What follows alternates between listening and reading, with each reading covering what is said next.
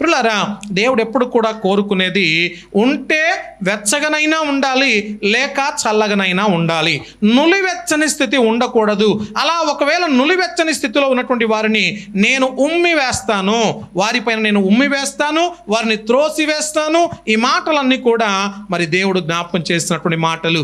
కాబట్టి సొలొమోను ఇంత జ్ఞానవంతుడైనప్పటికీ కూడా, ఇంత జ్ఞాని అయినప్పటికీ కూడా అజ్ఞానపు పనులు కొన్ని చేశాడు.